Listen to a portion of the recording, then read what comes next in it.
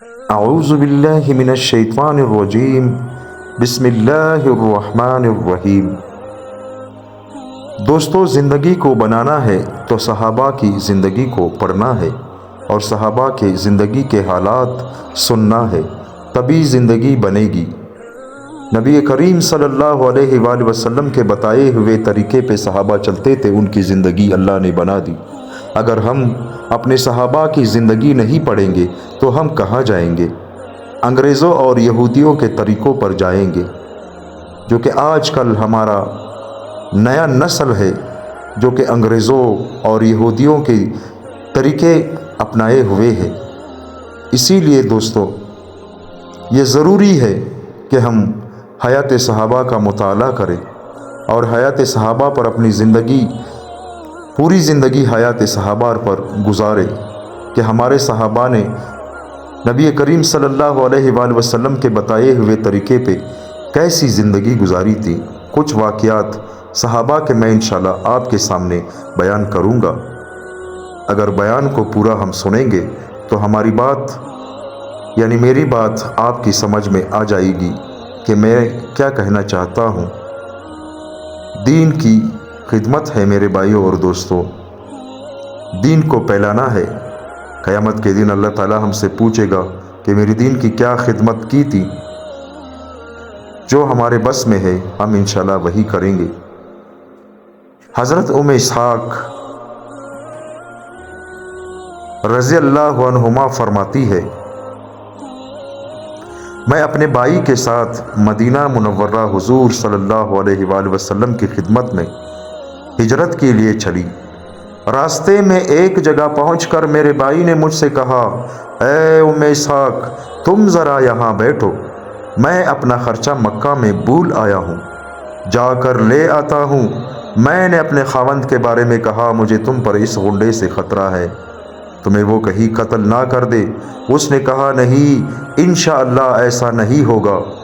چند دن وہاں ٹہری رہی، پھر ایک آدمی میرے پاس سے گزرا جسے میں نے پہچان لیا۔ اب میں اس کا نام نہیں لیتی۔ اس نے کہا، اے ام اسحاق، تم یہاں کیوں بیٹھی ہو؟ میں نے کہا، میں اپنے بھائی کا انتظار کر رہی ہوں۔ اس نے کہا، آج کے بعد سے تمہارا کوئی بھائی نہیں، اسے تمہارے خاوند نے قتل کر دیا ہے۔ میں نے صبر سے کام لیا اور وہاں سے چل دی اور مدینہ پہنچ گئی۔ جب نبی کریم صلی اللہ علیہ وآلہ وسلم کی خدمت میں پہنچی تو آپ صلی اللہ علیہ وآلہ وسلم وضو کر رہے تھے۔ میں جا کر آپ کے سامنے کھڑی ہو گئی اور عرض کیا، یا رسول اللہ، میرا بھائی اسحاق قتل ہو گیا ہے۔ جب بھی میں حضور صلی اللہ علیہ وآلہ وسلم کو دیکھتی، آپ صلی اللہ علیہ وآلہ وسلم وضو کے پانی کی طرف سر جھکا لیتے، پھر آپ نے پانی لے کر میرے چہرے پر چھڑکا۔ بشار راوی کہتے ہیں، میری دادی نے بتایا کہ حضور صلی اللہ علیہ وآلہ وسلم کے پانی چھڑکنے کی برکت یہ ہوئی کہ حضرت ام اسحاق پر جب بھی کوئی مصیبت آتی تو ان کی آنکھوں میں تو آنسو نظر آتے لیکن رخساروں پر نہ گرتے۔ ایک روایت میں ہے کہ حضرت ام اسحاق رضی اللہ عنہما فرماتی ہے، میں نے روتے ہوئے عرض کیا، یا رسول اللہ، میرا بھائی اسحاق قتل ہو گیا ہے۔ تو حضور صلی اللہ علیہ وآلہ وسلم نے ایک چلو پانی لے کر میرے چہرے پر چھڑکا۔ حضرت ام حکیم کہتی ہے، حضرت ام اسحاق پر بڑی مصیبت بھی آتی تو آنسو ان کی آنکھوں میں تو نظر آتے لیکن رخسار پر نہ گرتے۔ حضرت ابن عباس رضی اللہ عنہما فرماتے ہیں، حضرت عمر بن خطاب رضی اللہ عنہ نے ایک مرتبہ فرمایا، آؤ اپنی قوم کی زمین پر چلتے ہیں، یعنی ذرا اپنے دیہات دیکھ لیتے ہیں۔ چنانچہ ہم لوگ چل پڑے۔ میں اور حضرت ابی بن کعب رضی اللہ عنہ جماعت سے کچھ پیچھے رہ گئے تھے۔ اتنے میں ایک بادل تیزی سے آیا اور برسنے لگا۔ حضرت ابی نے دعا مانگی، اے اللہ، اس بارش کی تکلیف ہم سے دور فرما دے۔ چنانچہ ہم بارش میں چلتے رہے لیکن ہماری کوئی چیز بارش سے نہ بھیگی۔ جب ہم حضرت عمر اور باقی ساتھیوں کے پاس پہنچے تو ان کے جانور، کجاوے اور سامان وغیرہ سب کچھ بھیگا ہوا تھا۔ حضرت عمر نے فرمایا، ہمیں تو راستے میں بہت بارش ملی، تو کیا آپ لوگوں کو نہیں ملی؟ میں نے کہا آب المنظر یعنی حضرت ابی نے اللہ سے یہ دعا کی تھی کہ اس بارش کی تکلیف ہم سے دور فرما دے۔ حضرت عمر رضی اللہ عنہ نے فرمایا تم لوگوں نے اپنے ساتھ ہمارے لیے دعا کیوں نہیں کی؟ دوستو، صحابہ کرام کا یہ معمول تھا، ان کی یہ عادت بن چکی تھی کہ جب بھی ان پر کوئی مصیبت آتی تو وہ اللہ سے رابطہ کرتے، اللہ سے دعا مانگتے، اللہ تعالیٰ فوراً اس مصیبت کو صحابہ سے ہٹا لیتے۔ جب بھی کوئی مشکل پیش آتی تو صحابہ کرام اللہ تعالیٰ سے دعا مانگتے، ان کا یقین، ان کا ایمان اللہ کی ذات پر تھا، انہیں یقین تھا کہ ہم جو دعا مانگیں گے وہ اللہ تعالیٰ ضرور قبول کریں گے، کیونکہ ان کے پیٹ میں حرام نہیں تھا، ان کی ہر دعا اسی وقت قبول ہو جاتی تھی۔ ہماری دعائیں قبول کیوں نہیں ہوتی؟ کیونکہ ہمارے پیٹ حرام سے بھرے ہوئے ہیں۔ حرام کیا ہے میرے بھائی اور دوستو؟ بھائی کا حق کھانا حرام ہے، بہن کا حق کھانا حرام ہے، ہمسایہ اپنے سالن کو ہم باہر تو پھینک دیتے ہیں لیکن ہمسایہ کے پاس نہیں لے کر جاتے، اور جو زکوٰۃ ہمارے پاس رکی ہوئی ہے وہ ہمارے پیسوں میں شامل ہے، وہ ہمارے دولت میں شامل ہے، ہمارا بقایا سارا جو دولت ہے وہ اس سے حرام ہو جاتا ہے۔ ہم حق کھاتے ہیں، ہم جھوٹ بولتے ہیں، ہم غیبت کرتے ہیں، ہم نے اپنی روزیوں کو حرام کر دیا ہے، ہم نے اپنی روزیوں کو اپنے اوپر حرام کر دیا ہے، اس وجہ سے ہماری دعائیں قبول نہیں ہوتی، کیونکہ حلال خون ہے، حلال خون ہے، حلال خون جو بدن میں ہوتا ہے اس سے مانگی ہوئی دعا اللہ تعالیٰ ضرور قبول کرتے ہیں۔ حضرت زید بن اسلم وغیرہ حضرات فرماتے ہیں جنگ بدر کے دن حضرت عکاشہ بن محصن رضی اللہ عنہ کی تلوار ٹوٹ گئی تھی۔ حضور صلی اللہ علیہ وآلہ وسلم نے ان کو درخت کی ایک ٹہنی دی جو ان کے ہاتھ میں جاتے ہی کانٹے والی تلوار بن گئی، جس کا لوہا بڑا صاف اور مضبوط تھا۔ دوستو، یہ ایک واقعہ نہیں بلکہ عبرت کے لیے ایک عبرتناک واقعہ ہے کہ نبی کریم صلی اللہ علیہ وآلہ وسلم نے اس صحابی کو جب اس کی تلوار ٹوٹ گئی ایک درخت کی طرف اشارہ کیا، اس صحابی نے اس ٹہنی کو اٹھایا تو ایک کانٹے دار تلوار بن گئی۔ کیسے بن گئی تلوار؟ اللہ تعالیٰ کے حکم سے بن گئی۔ اگر ہمارا ایمان، ہمارا یقین اللہ پر ہو تو ہمارے لیے بھی دریا میں راستہ بن سکتا ہے۔ حضرت خصیمہ رحمۃ اللہ علیہ کہتے ہیں حضرت خالد بن ولید رضی اللہ عنہ کے پاس ایک آدمی آیا، اس کے پاس شراب کی ایک مشک تھی۔ حضرت خالد نے دعا کی، اللہ اسے شہد بنا دے، چنانچہ وہ شراب اسی وقت شہد بن گئی۔ دوسری روایت میں ہے کہ حضرت خالد رضی اللہ عنہ کے پاس سے ایک آدمی گزرا جس کے پاس شراب کی ایک مشک تھی۔ حضرت خالد نے پوچھا یہ کیا ہے؟ اس آدمی نے کہا سرکہ ہے۔ حضرت خالد نے کہا اللہ اسے سرکہ ہی بنا دے۔ لوگوں نے اسے دیکھا تو وہ واقعی سرکہ ہی تھا، حالانکہ اس سے پہلے وہ شراب تھی۔ ایک روایت میں یہ ہے کہ حضرت خالد کے پاس سے ایک آدمی گزرا جس کے پاس شراب کی مشک تھی۔ حضرت خالد نے اس سے پوچھا یہ کیا ہے؟ اس نے کہا شہد ہے۔ حضرت خالد نے دعا کی اللہ اسے سرکہ بنا دے۔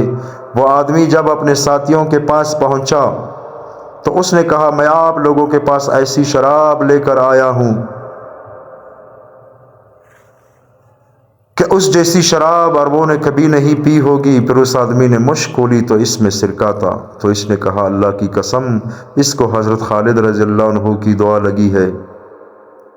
حضرت محمد بن اسحاق کہتے ہیں حضرت مالک اشجعی رضی اللہ عنہ نے نبی کریم صلی اللہ علیہ وآلہ وسلم کی خدمت میں حاضر ہو کر عرض کیا کہ میرا بیٹا عوف قید ہو گیا ہے۔ حضور صلی اللہ علیہ وآلہ وسلم نے فرمایا اس کے پاس یہ پیغام بھیج دو کہ حضور صلی اللہ علیہ وآلہ وسلم اسے فرما رہے ہیں کہ وہ لا حول ولا قوت الا باللہ کثرت سے پڑھے۔ چنانچہ قاصد نے جا کر حضرت عوف رضی اللہ عنہ کو حضور صلی اللہ علیہ وآلہ وسلم کا پیغام پہنچا دیا۔ حضرت عوف نے لا حول ولا قوت الا باللہ خوب کثرت سے پڑھنا شروع کر دیا۔ کافروں نے حضرت عوف رضی اللہ عنہ کو تاند سے باندھا ہوا تھا، ایک دن وہ تاند ٹوٹ کر گر گئی تو حضرت عوف قید سے باہر نکل آئے۔ باہر آ کر انہوں نے دیکھا کہ ان لوگوں کی اونٹنی وہاں موجود ہے۔ حضرت عوف اس پر سوار ہو گئے، آگے گئے تو دیکھا کہ ان کافروں کے سارے جانور ایک جگہ جمع ہے۔ انہوں نے ان جانوروں کو ایک آواز لگائی تو سارے جانور ان کے پیچھے چل پڑے، اور انہوں نے اچانک اپنے ماں باپ کے گھر کے دروازے پر جا کر آواز لگائی تو ان کے والد نے کہا، رب کعبہ کی قسم، یہ تو عوف کی آواز ہے۔ ان کی والدہ نے کہا، ہائے، یہ عوف کیسے ہو سکتا ہے؟ عوف تو تاند کی تکلیف میں گرفتار ہے۔ بہرحال والد اور خادم دوڑ کر دروازے پر گئے تو دیکھا کہ واقعی حضرت عوف موجود ہے اور سارا میدان اونٹوں سے بھرا ہوا ہے۔ حضرت عوف نے اپنے والد کو اپنا اور اونٹوں کا سارا قصہ سنایا۔ ان کے والد نے جا کر حضور صلی اللہ علیہ وآلہ وسلم کو یہ سب کچھ بتایا۔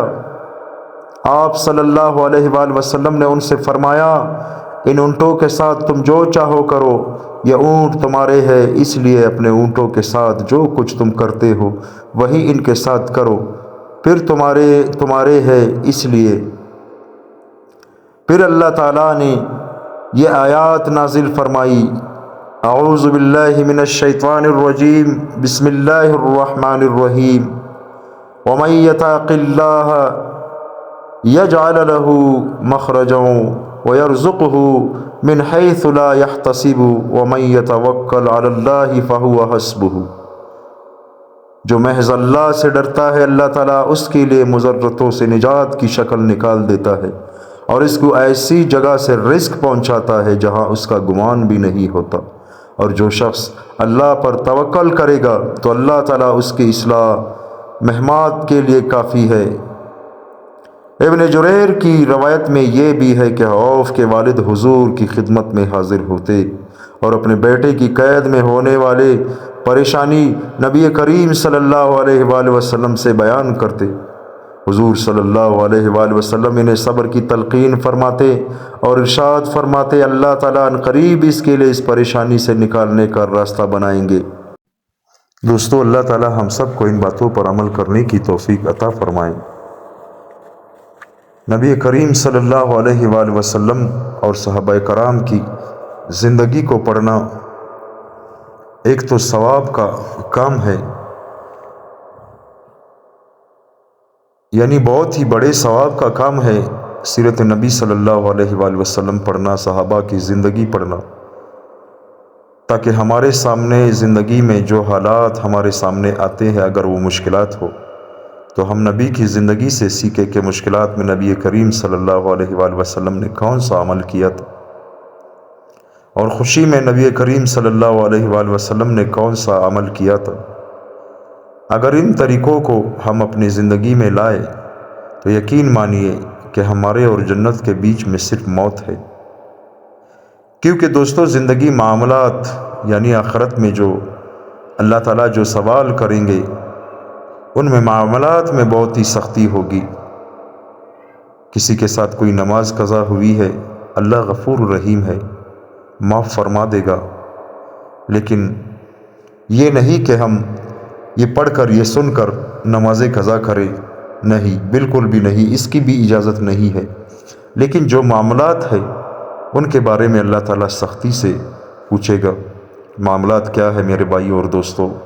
مسجد کے اندر تو ہم اللہ کے سامنے کھڑے ہیں، وہاں تو ہم یعنی پکے مسلمان بن جاتے ہیں۔ جب مسجد سے باہر نکلتے ہیں تو ہمارا اور شیطان کا ہاتھ بندھا ہوا ہوتا ہے ایک دوسرے کے ساتھ، جیسے ہمارا اس کے ساتھ ایک دوستی کا رشتہ ہو۔ جو شیطان کہتا ہے ہمارے دل میں، جو شیطان ڈالتا ہے، ہم اسی پر عمل کرتے ہیں، اسی کے کہنے پہ ہم دھوکہ کرتے ہیں، ہم غیبت کرتے ہیں، ہم جھوٹ بولتے ہیں، اللہ معاف فرمائے زنا کرتے ہیں، حرام کھاتے ہیں، حالانکہ یہ شیطان کی تبلیغ ہے۔ ہم شیطان کی تبلیغ پر چل پڑتے ہیں۔ نماز کے بعد، مسجد سے نکلنے کے بعد ہم یہ بھول جاتے ہیں کہ ہم نے ابھی جو نماز پڑھی ہے اس میں ہم نے اللہ تعالیٰ سے کیا دعا مانگی اور اللہ سے ہم نے کون سا وعدہ کیا۔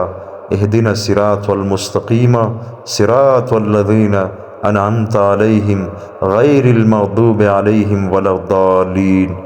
ہم نے اللہ تعالیٰ سے یہ کہا کہ یا اللہ، ہمیں ان لوگوں کے راستے پہ چلا دے جن کا راستہ سیدھا آپ کی طرف آتا ہے، اور ہمیں ان کے راستے سے بچا جو غیر المغضوب علیہم ولا الضالین یعنی جو تباہی والا راستہ ہے اس سے ہمیں بچا۔ اور اللہ تعالیٰ سے ہم نے نماز میں یہ وعدہ کیا کہ یا اللہ ہم تیرے ہی عبادت کریں گے، ہم تیرے ہی بندے ہیں، تجھ سے ہی مدد مانگیں گے۔ جب مسجد سے ہم باہر نکلتے ہیں تو ہم بھول جاتے ہیں، پھر وہی غیبت ہے، پھر وہی دھوکے بازی ہے، پھر جھوٹ ہے، پھر فریب ہے۔ ہم اس کو اپنا کامیابی سمجھتے ہیں۔ میں نے آج فلانے کے ساتھ یہ کیا، میں نے آج فلانے کے ساتھ یہ کیا، کسی کا باپ بھی نہیں کر سکتا، میں نے اس کے ساتھ ایسا کیا۔ حالانکہ یہ بہت ہی نقصان والی بات ہے۔